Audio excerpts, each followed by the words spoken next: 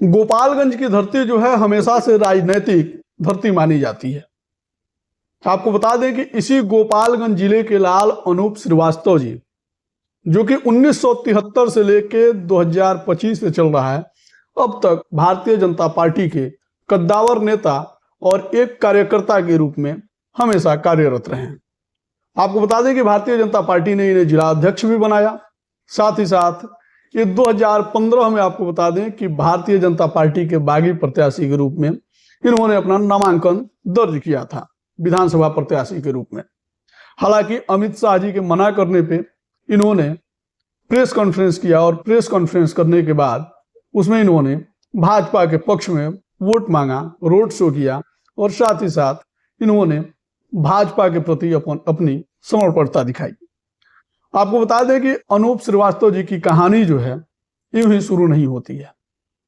अनूप श्रीवास्तव जी जब भाजपा का स्थापना अधिवेशन था तब ये मुंबई गए थे, और वो भी आपको बता दें कि 1973 में 1980 में आपको बता दें कि 1980 में भाजपा के अधिवेशन में पहुंचे हुए थे और 1973 से इनका राजनीतिक करियर जो है शुरुआत हुआ और अभी तक बना हुआ है। आगे देखते हैं कहां तक जाएंगे। फिलहाल इनका स्वागत करते हैं और जो इनकी कहानी है इन्हीं से जानने का प्रयास करेंगे। सबसे पहले तो बहुत बहुत स्वागत है श्रीवास्तव जी। नमस्कार आपके और आप चैनल को और आपके दर्शकों को। जहां तक हमें ज्ञात है, लोग बताते हैं गोपालगंज के कि आपके पिताजी शिक्षक थे और आप राजनीति में आ गए। पिताजी ने कभी विरोध नहीं किया? नहीं, संघ के संसेवक के रूप में हमने कार्य प्रारंभ किया था। ठीक है। राष्ट्रीय भावना से उत्प्रोत होकर के जी। और संघ का जो विचारधारा था उसको जानने के बाद मुझे अच्छा लगा और राष्ट्र के प्रति समर्पित लोगों का वह संगठन था, वह कोई राजनीतिक संगठन नहीं है। आज भी पूरे दुनिया में कायम है राष्ट्रीय स्वयंसेवक संघ का संगठन। हमको लगता है कि लगभग 60-65 देशों में विभिन्न नामों से चलता है। अच्छा, जैसे कि कला संकाय से आपने स्नातक किया, आपको साहित्यिक व्यक्ति होना चाहिए, आप बगावत में आ गए राजनीति में, क्या संयोग रहा? देखिए, राष्ट्रीय स्वयंसेवक संघ एक सामाजिक संगठन है। ठीक है। गैर राजनीतिक संगठन है। ठीक है। लेकिन वहां से जो लोग काम एक बार कर लेते हैं, जो एक बार शाखा में चले जाता है जी, उसके अंदर राष्ट्रीय भावना कूट कूट करके भर जाती है। ठीक है। राष्ट्र के उत्थान के लिए, भारत माता को परम वैभव के शिखर पर ले जाने के लिए वह रात दिन काम करते हैं। मैंने जब 74 का आंदोलन प्रारंभ हुआ, इंदिरा गांधी की तानाशाही शक्ति ने इस देश पर लोकतंत्र को धत्ता बताते हुए आपातकाल लागू कर दिया था 26 जून 1975 को। जी। और इस देश के लोगों का जो नैतिक अधिकार है, मौलिक अधिकार है, अभिव्यक्ति की आज़ादी है, उसको भी छीन लिया था। ठीक है। और जो भी उसके खिलाफ बोलता था, जी, तमाम राजनीतिक दल के लोगों को, अन्य सामाजिक लोगों को पकड़ पकड़ के जेलों में बंद कर दिया। जी। और उनके इस क्रूरता के कारण जो आंदोलन चला, उस आंदोलन में तरुण थे उस समय, 8वीं के छात्र थे, 8वीं-9वीं के छात्र थे उस समय। हम लोग राष्ट्रीय स्वयंसेवक संघ के रूप में, जो राष्ट्रीय स्वयंसेवक संघ के पदाधिकारी भूमिगत हुए, तो हम लोगों को एक दूसरे के पास पत्र के माध्यम से, मतलब पत्र पहुंचाने का माध्यम बनाया गया। क्योंकि हम लोग कम उम्र के थे तो हम लोगों पर शंका नहीं होती थी पुलिस को। तो उसके बाद लोकतंत्र की हत्या जो की श्रीमती गांधी ने, उसके बाद हम लोगों को लगा कि नहीं, राजनीति में आना चाहिए। और तब से राजनीति की तरफ झुका हुआ। फिर आपातकाल खत्म हुआ। जनसंघ घटक जो था राष्ट्रीय स्वयंसेवक संघ का राजनीतिक दल, वो देश के खातिर, देश में लोकतंत्र स्थापित हो इसके खातिर तमाम दल के लोगों ने मिलकर के अपने अपने दल का अस्तित्व मिटा दिया। और लोकनायक जयप्रकाश नारायण के नेतृत्व में जो आंदोलन चला, जेपी आंदोलन जिसके नाम से जो प्रसिद्ध हुआ, उसमें हम लोग जनसंघ घटक भी उसमें विलय हो गया और जेपी के नाम से जनता पार्टी बनी और जनता पार्टी के रूप में हम लोग चुनाव लड़े और इंदिरा गांधी को परास्त किया गया उनकी पार्टी को, और मुरारजी भाई के नेतृत्व में एक लोकतांत्रिक सरकार बनी, प्रधानमंत्री बने।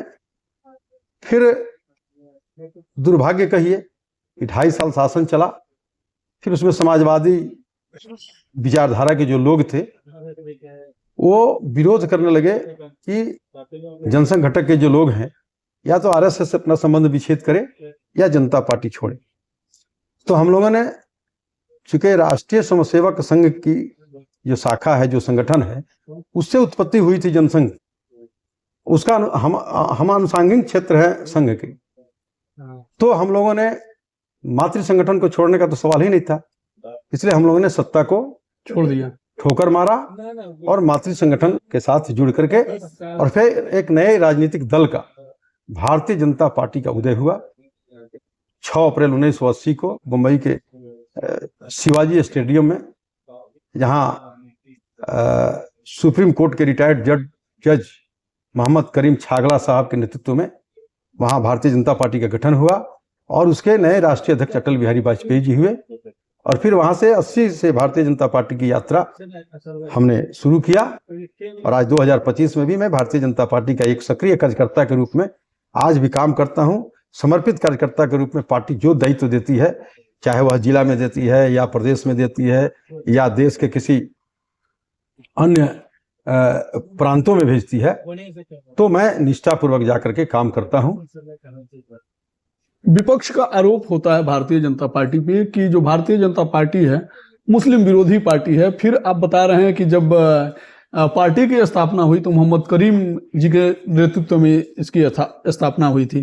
क्या मतलब कुछ संयोग बना कि? देखिए, विरोधी आप कुछ भी कीजिएगा वो आपका विरोध करेगा। भारतीय जनता पार्टी ने अब्दुल कलाम साहब को राष्ट्रपति बनाया। यदि मुस्लिम विरोधी होती तो किसी और को बनाती। भारतीय जनता पार्टी रामनाथ कोविंद जो दलित समाज से आते हैं उनको राष्ट्रपति बनाया। भारतीय जनता पार्टी का उद्देश्य है राष्ट्र के प्रति समर्पित लोगों को, न कोई जाति है न कोई पाति है। हम हिंदुस्तान में रहने वाले तमाम लोगों को हिंदू मानते हैं।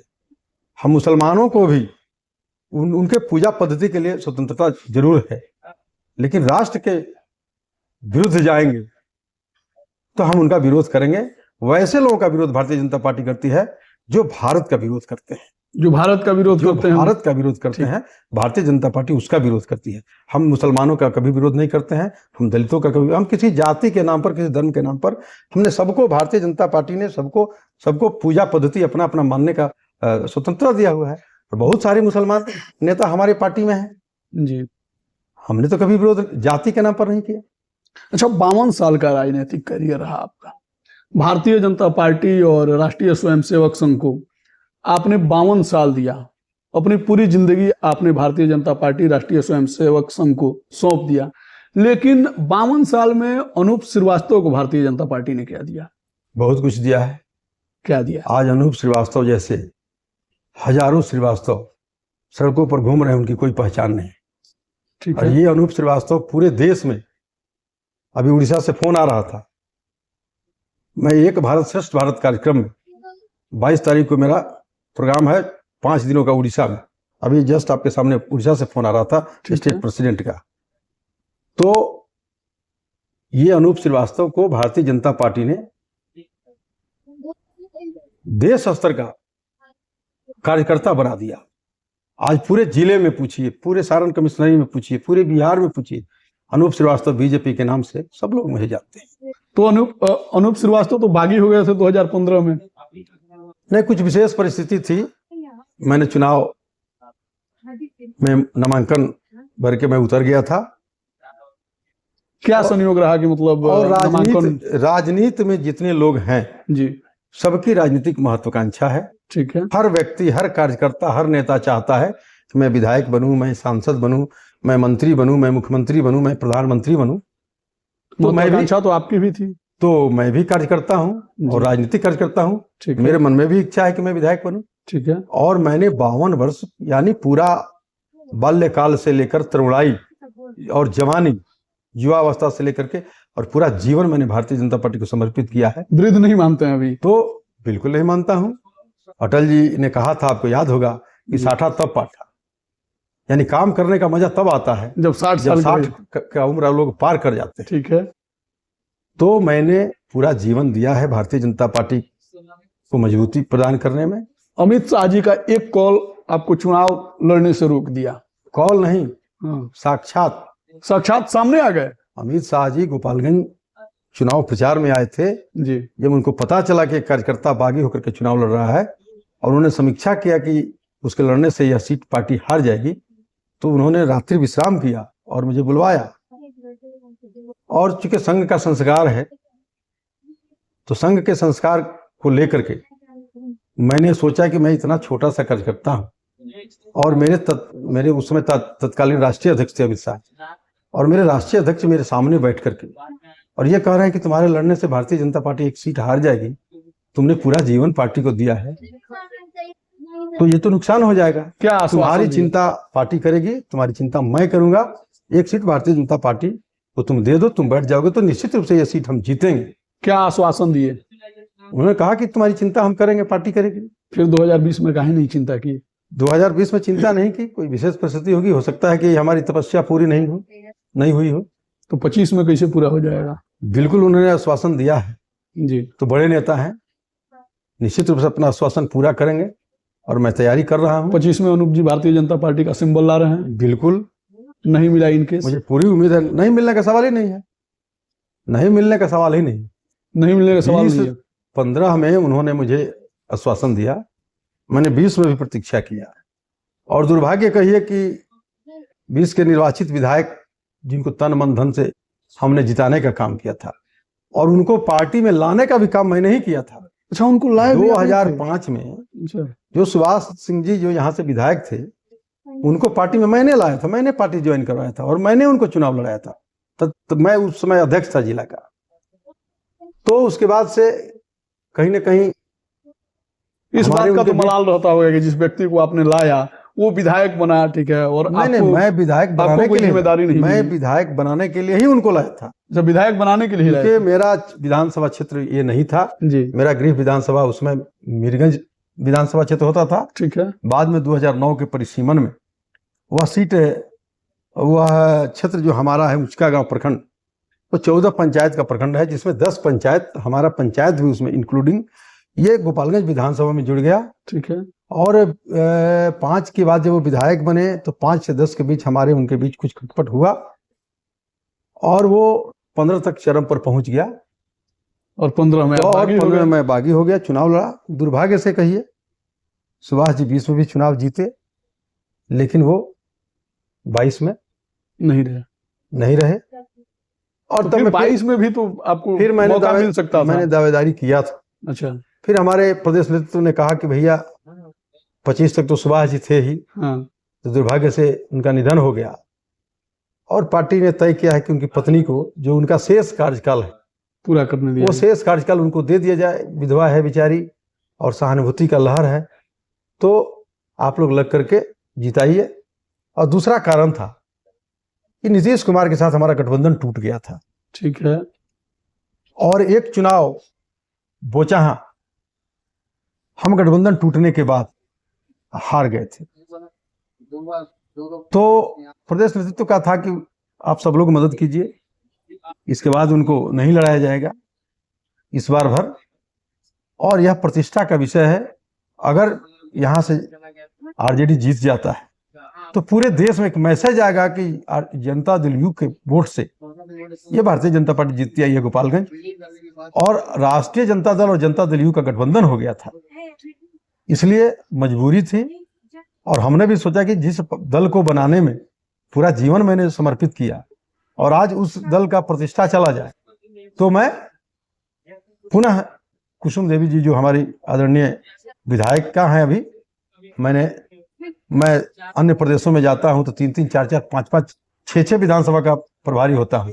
ठीक है। लेकिन यहाँ कुसुम देवी का चुनाव नहीं था, वह भारतीय जनता पार्टी बिहार प्रदेश के लिए चैलेंज था और उस चैलेंज को भारतीय जनता पार्टी ने स्वीकार किया था तो मैं भी भारतीय जनता पार्टी कार्यकर्ता के रूप में उस चैलेंज को स्वीकार किया था और पार्टी ने कहा कि आप एक पंचायत देखो। 25 में अगर अनूप श्रीवास्तव को मौका मिल जाता है, भारतीय जनता पार्टी का सिंबल लेकर आते हैं, किस प्रकार का चुनाव लड़ेंगे, क्या तैयारियां हैं? देखिए, अनूप श्रीवास्तव पहचान के मोहताज नहीं। ठीक है, पूरे जिले में घर घर में अनूप श्रीवास्तव को लोग खास जानते हैं। करके राजनीति करने वाले लोग जानते हैं।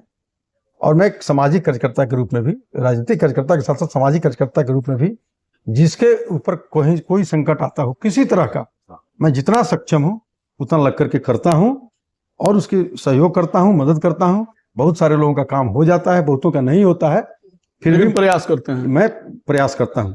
अभी कोई आ जाएगा तो मैं तुरंत प्रयास में लग जाऊंगा और काफी सफल भी होता हूं। जी। और लोगों में एक पहचान है कि यह निष्ठावान कार्यकर्ता है, समर्पित कार्यकर्ता है और सामाजिक कार्यकर्ता है और जो जहां खोजता है वहां शामिल होता है। इसलिए जनता हमारे साथ है। मैं जाता हूं क्षेत्र में घूमने, तो जो बात मुझे कहना चाहिए वो सेंटिमेंटल बात यहाँ की जनता कहती है कि आपने पूरा जवानी दे दिया, पूरा जीवन दे दिया और पार्टी ने आपके साथ नाइंसाफी किया है। तो मैं कहता हूं कि इस बार इंसाफ हो जाएगा। मुझे जो कहना चाहिए लोगों से, वो लोग मुझसे कहते हैं। तो लोग आज हमारे साथ खड़े हैं और पार्टी भी इस बात को जानती है।